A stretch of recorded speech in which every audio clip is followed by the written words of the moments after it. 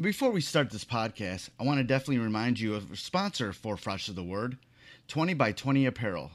Founded in 2015, 20 by 20 Apparel brings original tributes to pro wrestling's classic arenas, moments, and events. They look to spotlight the bloopers, bleeps, and body slams along with the biggest, smallest, strangest, and strongest. In the world of wrestling where there's hundreds of shirts, promotions, flyers, social media accounts, and ads, don't get lost in the sea of parody shirts and display fonts. They can provide professional graphic design services at a reasonable price. 20 by 20 also hand screen prints all the tees in-house. So if you'd like to discuss a possible run of tees, posters, koozies, foam fingers, or even Zubaz, then drop them a line at 20by20apparel.com. That's the number 20x, the number 20apparel.com. And also check out their enamel pin line. It's super cool. Fresh is the word. I'm Jim Duggan, got long wood for plenty hoes. I keep it fresher than fresh, but you already know. You suckers bum me, I'm money, I got a ton of flows. My weed loud like a motherfucking thunder roll. Your shit quiet like you ballin' on a budget though. We see your kicks and we laugh and yellin' what it goes. You see me shining like a suit on puffy. You know my grind, this shit is too strong, buddy. That's why the dude call money. I be stuntin' like it's nothing at all. Cause it's nothing to me, it's probably something to y'all. Trying to smoke like me, then come and fuck with your dog. Got a closet full of kicks, you can't cop it tomorrow. And I'm fresher than the freshest, you can tell it's in my essence. Bitch, you see the way I'm rapping, yes I do this shit to death. I tell I'm running out of breath, I tell somebody cut a check. But either way you know it's fresh, and either way you know it's fresh. Fresh, we fresh. Fresh, fresh, fresh, goddammit, we fresh.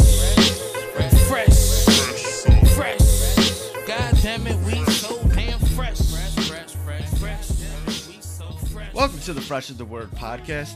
I'm your host, Kelly K. Fresh Frazier. And the guest for this episode is voice actress and comedian Zehra Fazal.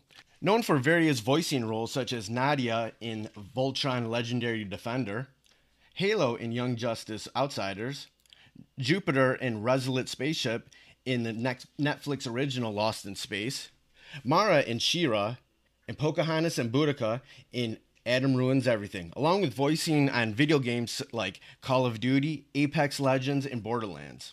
Recorded at the Grand Rapids Comic-Con, we talked about life as a Muslim-American Pakistani woman and what type of stories she would like to see being told on TV and film, and how she got into the entertainment business, the animation fandom, the allies in the entertainment business, and how she connected with her various acting roles. And right now, if you go over to her Instagram account at instagram.com/Zehra Fazal, and it'll be linked in the show notes for this episode, she has given away a Young Justice Outsiders Blu-ray for the complete season 3 in celebration of the 1 year since it started airing on DC Universe. So go over to her Instagram account and see how you can enter to win that Blu-ray. It was great talking with her. So let's get into this interview with Zehra Fazal after a word from our sponsor. All right, cool. Here at the Grand Rapids Comic-Con.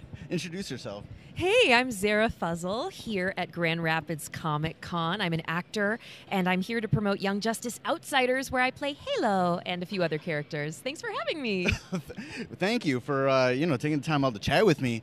What's cool is my best friend. She's a Pakistani American Muslim woman. Shut up! Amazing. And when I told her, I was like, "Yo, check out this woman that I'm interviewing at the Comic-Con." I sent her all your information, and she was like, "Oh my God!" She's like, she was like, "I'm so like." She started looking at everything, and she's like, she's so happy that someone like you is able to do the things that you're doing. That means so much. Because when she was growing up, there wasn't any representation for her type of people. Same. She said only thing there was Aladdin, and that was terrible. Right. Oh, Aladdin. Yeah. What's your friend's name? Her name's Sana. Sana. Oh, Sana. Shout out to Sana. Thank you so much. I know. I'm so excited to be a part of, this increasing dedication in television and media to portray Muslims and, people from our part of the world in positive lights and to tell great stories and, in ways that we didn't see when we were growing up. So it's exciting. You're entering this culture, this fandom that at one time was just all just dudes and white men and stuff like that. How were you able to sort of break into all of this? Totally. What was your sort of start, and what did you have to face, the obstacles that you had to face, and how did you sort of get around all that? Well, when I was a kid growing up, I loved comics and cartoons. So I kind of grew up in nerd culture, in geek culture with all those dudes. Yeah.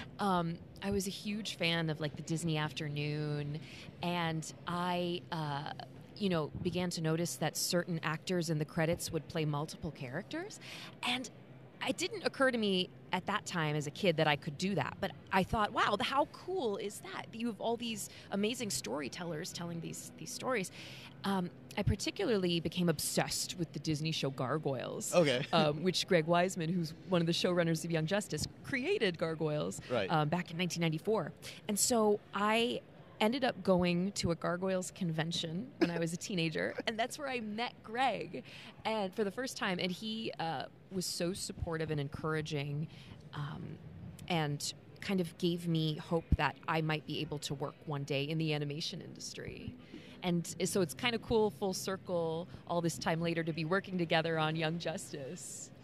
During your career, you've been able to voice characters that are very representational of your background. Totally. Like how are you able to get to that point, and what do you feel like happened to where those characters were being included into the shows?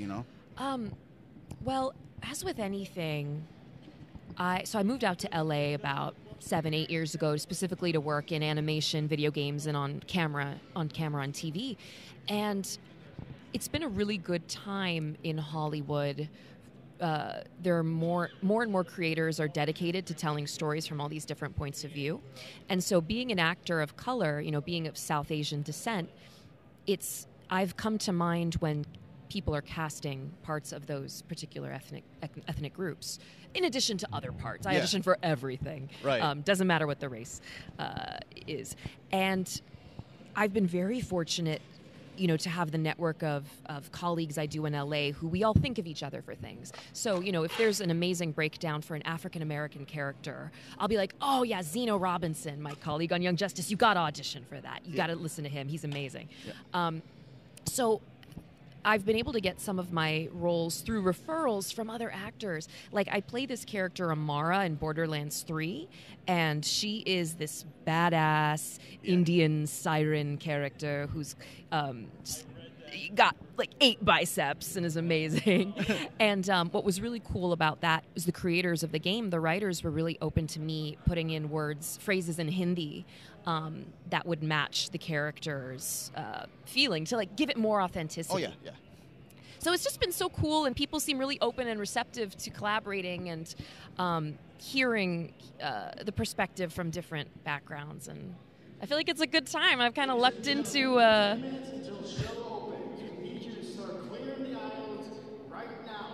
I feel like I've come into the... Holding.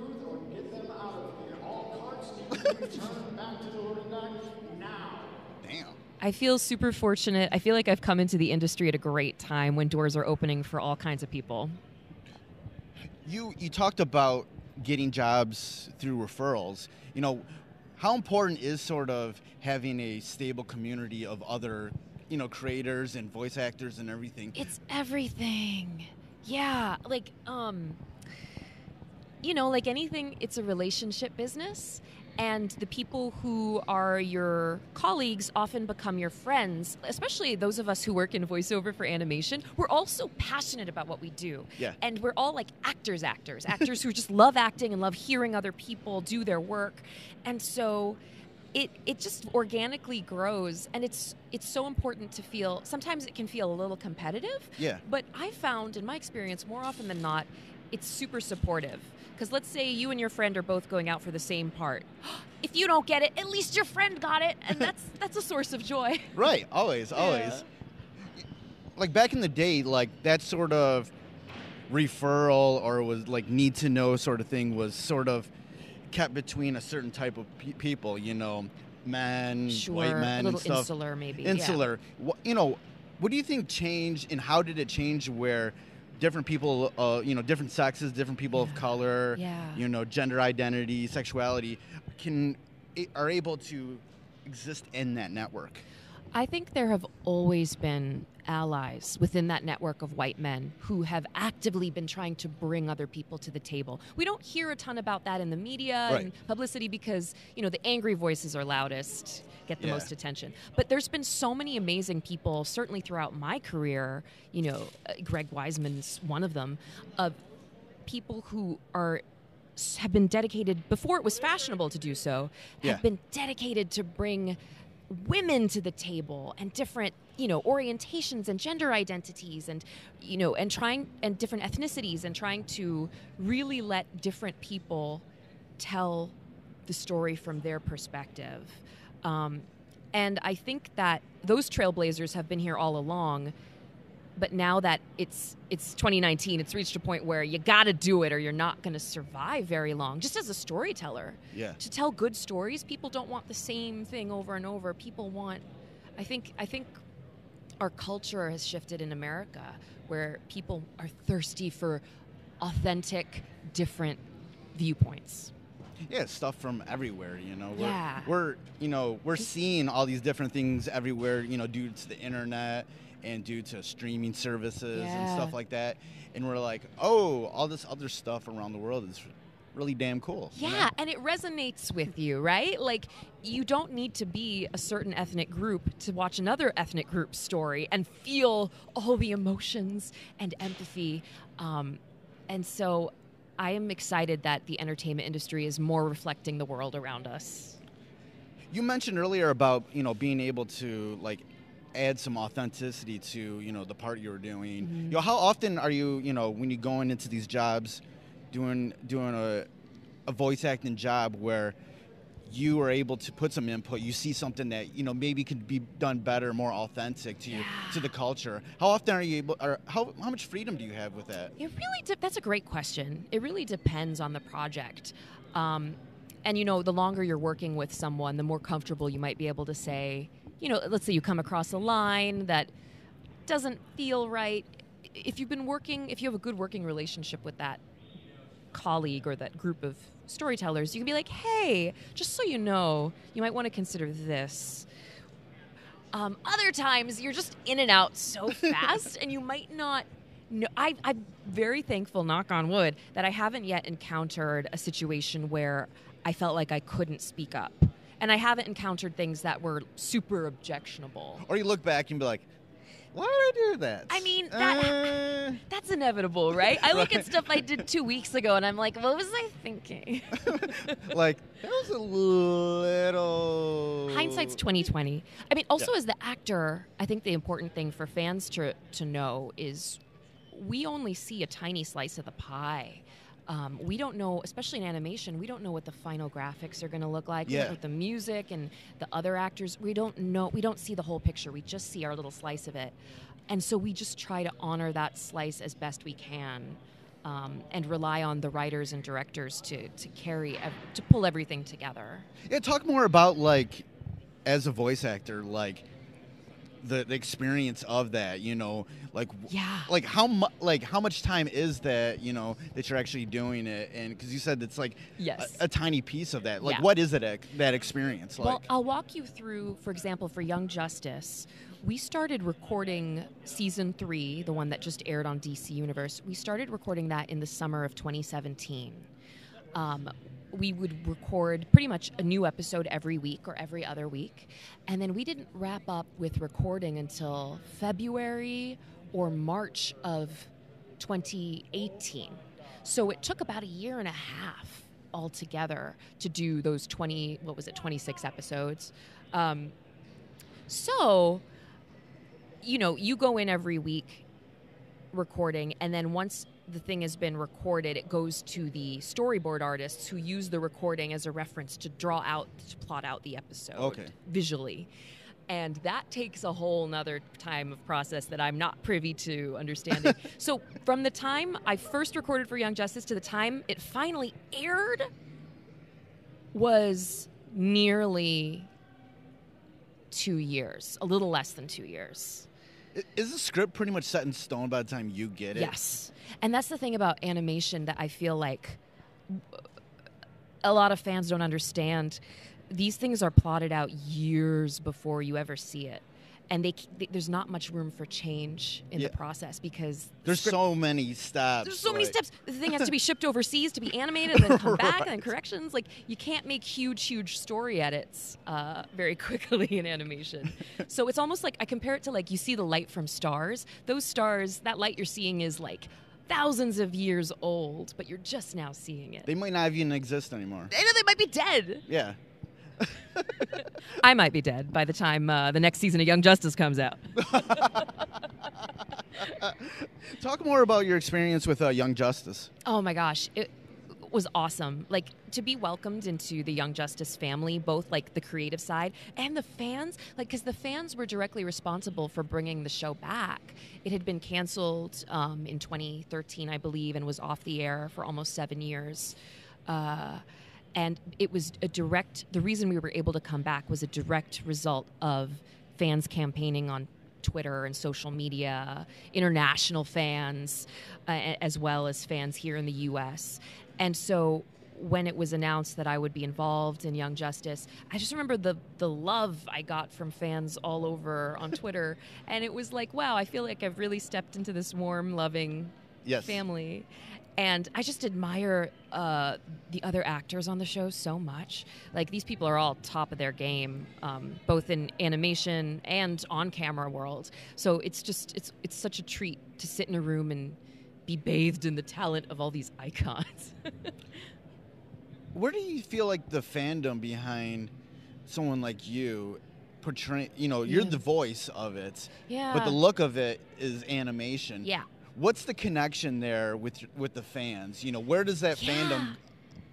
Why does that exist? It's interesting. I'm still figuring it out because I'm kind of new to the convention circuit and new to social media interaction with fans. But what I've noticed is some people like call me Halo in the comments. I'm like, my name is Zehra, but that's okay. You can call me Halo. It's fine. There's kind of this. I think the biggest thing is there's this expectation that I know what's going on behind the scenes or the writing process or the animation process. Like, the actors really are the last to know. Right. I didn't see any of those episodes until they aired, so I was watching it right along with you, like how everything turned out. And I think there's this sort of sometimes I feel there's this expectation, especially if there's something controversial. We had a few episodes this season that had kind of mixed fan reactions. I think they expect me to comment on it. And it can be tough because I've signed non-disclosure agreements. Anything I say can be read into as a spoiler. Yeah. I might have knowledge of something that the audience does not have knowledge yet of, but I can't talk about it. Right. So it sometimes frustrates me that I can't express all of my opinions or thoughts about something, about a character that I play. But I would just ask people to know that I have thoughts and to just trust the writers, trust the creators, trust that we're all trying to make the best show we can, and we're trying to do the best we can. Right. Yeah, I know. In like WWE wrestling, the announcers, Mauro Ranallo, anytime somebody asks him a question, he just answers, yes. No matter the question. Yeah. Yes. Wait, let's practice. Ask me a question. So, how's the season finale of Young Justice what's gonna happen in season finale? Yes. Perfect.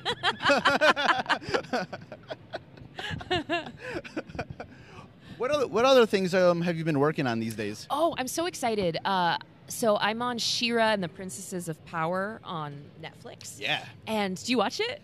I started watching it. Oh, I still gotta like cool. continue on it. I really That was love another it. thing that my best friend was very happy about. She's like, she was on She-Ra. Yes, yes. So no spoilers, but I play a character named Mara, who is kind of an important character in the lore of the She-Ra universe. And our fourth season just dropped on Netflix a few days ago.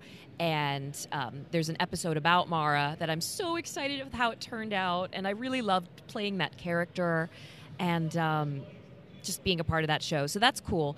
I am in the new Call of Duty Modern Warfare, which was just released, which was so much fun. That was almost like filming a movie because it was all motion. Oh, sorry.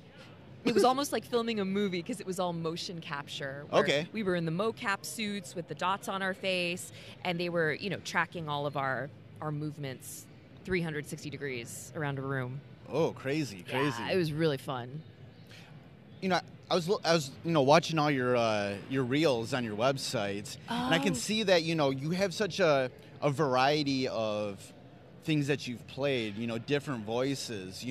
How do you go about developing the voice for the character, or if you're doing a commercial or doing some sort of voiceover in a movie and stuff like that? What's the sort of methodology behind all of that? That's a great question.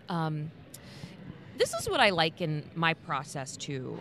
I'm a singer, and so I can sing something in the style of opera. I can sing something in the style of jazz. I can sing something in the style of musical theater. It's kind of similar in voiceover. If I know I'm doing a commercial, the acting is the same. The underpinning of it is the same, the authenticity, the groundedness, the realness. But the style in which I sing it, quote unquote, changes my approach. Yeah. So it's like, for commercials, I love doing commercials, honestly, because often, like, the trend now in commercials is your natural voice, conversational, real. Don't have to put anything on. Yeah. Unless you're doing a major car spot and cars. but it's so relaxed and natural. Yeah. I love it. Animation, too, is moving more and more. Certainly shows like Young Justice, the acting is more cinematic, natural. Yeah. But if I'm auditioning for a show on like Nickelodeon where it gets a little zanier and a little higher energy, like it's like singing in the style of whatever that genre is. It's kind of how I approach it. Yeah, and I like that. Like, there's been a few times when you have a character that really resonates to your background. That you do an accent that kind of goes with it. Yeah. How important is it to make sure that is right? When you have like a very diverse background, and even when you're talking, it's a very vibrant Thanks, Kelly. vibrant voice, but there's not like a heavy accent or anything. No, because I'm from Indiana. So yeah, you got the Midwest. I got the Midwest, yeah. Yeah. I mean, my favorite is when I use my natural voice, natural accent. When I am called upon to do an accent, there are some I'm very comfortable with, and then there are others that I love doing accents from fictional countries or fictional planets, because it's something you create collectively with everyone. Like, okay, what is this going to sound like? Like for Halo, for instance, Halo has a Karaki accent. Karak is a fictional Middle Eastern country. So I based her accent on what had kind of been established previously in the show with Karaki characters, and also just kind of a generic Middle Eastern sound. It's so great when you can really dial in and get authentic when you're called upon, like, especially for on-camera work. I feel like that's super necessary. But it's also really fun when you're working in fictional contexts to then really create something that's your own signature sound. Yeah. Going back to something that I mentioned at the top of this interview about my best friend just like being very excited to see someone like you doing all this sort of work, when she didn't see that sort of representation when growing up. Like, what do you hope can happen, or what would you like what advice would you like to put out there? What's your hopes that you would like in regards to, girls of all different sorts of looks and religions and different races, whatever, to, and especially Muslim women, like to, go about being in these roles? We have to write our own stories. I think that's the way forward. I think that's the next step. It's great to have diverse representation in the actors, but ultimately we need diversity across the board in terms of studio executives, producers, showrunners, writers, in animation animators, storyboard artists. And I think the way to move forward is to really empower and encourage young people to start telling their own stories, writing down, and knowing that their voice is not only valid, it's absolutely necessary for the survival of the arts. Yeah. So I would encourage, anyone, especially if you're feeling discouraged about the state of things, write something. Make something yourself. If you see something you don't like in terms of the way representation is being done or stereotypes, then you frickin' write the next thing that is going to continue to open the door for people. Right. I think that's the only way forward. I really do. As a Muslim woman, what sort of stories do you hope you get to see in the future?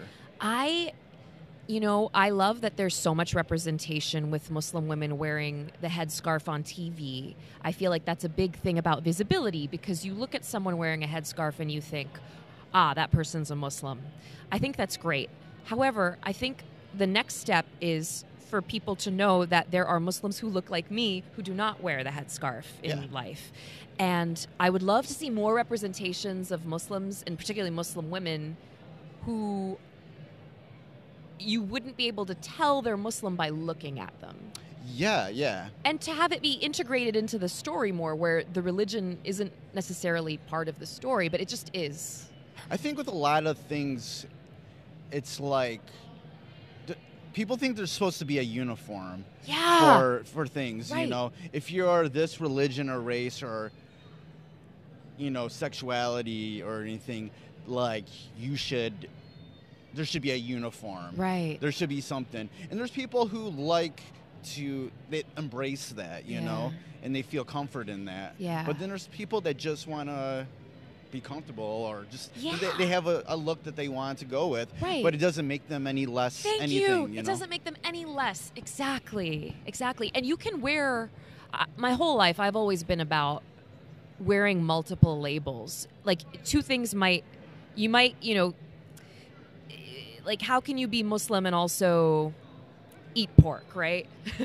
I do both of those things, and I'm no less a Muslim, even though I occasionally will eat pork. And some people might disagree with me, but I think that this strict adherence to I am this and therefore I do this, I think that's ultimately really damaging and not realistic in this multifaceted world. Right. You can have so many experiences as a human being on this planet, and you can wear multiple labels that might seem to contradict each other, but that's okay. That doesn't make you any less any one of those labels. What's the part of being a Muslim woman that you do embrace? What's the part of it all that you really take to heart?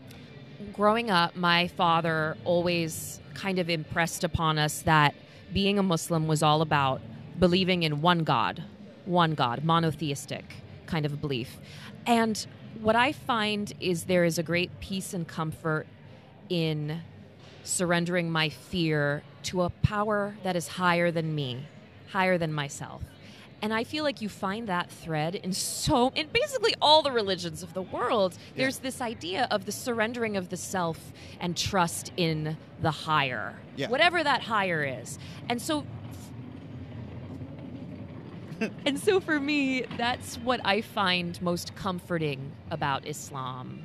And I also feel like there's this great sense of community, just like every religion fosters a sense of community and camaraderie and helping people, uniting together to do good in the world for other humans. That is a huge facet of Islam that I actively participate and take comfort in. Well, beautifully said. Thank you. All right, it's been great talking with you. Where can people go online to get more information about what you're up to and promote some stuff? Promote whatever you want. You can follow me on Twitter and on Instagram. My handle for both is @Zehra Fazal. I'm really active on both those platforms, and yeah, I love to chat with people online. So tweet at me, tag me. All right, it's been great talking with you. You too, Kelly. I totally have a friend crush on you now. Oh. I'm like, I want to be your friend. Let's be friends. We're friends. We're friends. Done. All right. Yes. All right, you're about to start, signing soon, so I'll let you, continue to get set up. Totally. Thank you so much, Kelly. Hey, yo, thank you for listening to this episode of Fresh is the Word, hosted and produced by myself, Kelly K. Fresh Frazier, empowered by Anchor at anchor.fm/Fresh is the Word. Intro theme music by Foulmouth, Shimmy Bango, and Knox Money, and outro music by House Shoes. Fresh is the Word is available on all major streaming platforms. Please rate and review on Apple Podcasts and Stitcher. If you want to support Fresh is the Word, please consider pledging via Patreon at patreon.com/Fresh is the Word. Follow Fresh is the Word on social media on Twitter at Fresh is the Pod, on Instagram at Fresh is the Word Podcast, and join the Facebook group at facebook.com/groups/Fresh is the Word. For more information about Fresh is the Word and our other podcasts, Breaking Records and Renaissance Soul, and a collection of pop culture articles and reviews, please visit freshasthepodcast.com. Thank you for listening and your support. Goodbye and good night. Fresh is the word.